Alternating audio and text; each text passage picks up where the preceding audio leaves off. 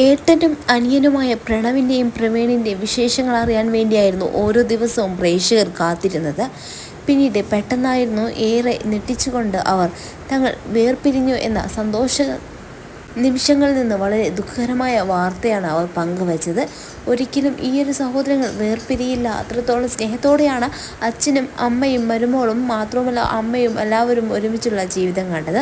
പക്ഷേ ഇത് ഞെട്ടിക്കുന്നതായിരുന്നു. അതിനു പിന്നാലെ അവരെ ആക്രമിച്ച വീഡിയോസും അവർ പങ്കുവച്ചു. ഇപ്പോൾ ഇത് ഞെട്ടിച്ചുകൊണ്ടാണ് മറ്റൊരു സന്തോഷ വാർത്ത എത്തിയിട്ടുള്ളത്. വീണ്ടും ഇവർ ഒരുമിക്കുകയാണ് എന്ന സന്തോഷ വാർത്തയാണ് ഇവർ പങ്കുവച്ചത്. ഇവരുടെ വേർപിരിയലിൽ നിന്ന് ഒരിക്കലും പ്രേക്ഷകരുടെ പിന്നിൽ നിന്ന് അവർക്കൊരു പോസിറ്റീവായിട്ടുള്ള ഒരു കാര്യവും ലഭിച്ചില്ല. അതുകൊണ്ട് തന്നെയാണ് ഞങ്ങൾ വീണ്ടും ഒന്നിക്കുകയാണ് എന്ന് പറഞ്ഞുകൊണ്ട് അവർ എത്തിയിട്ടുള്ളത്.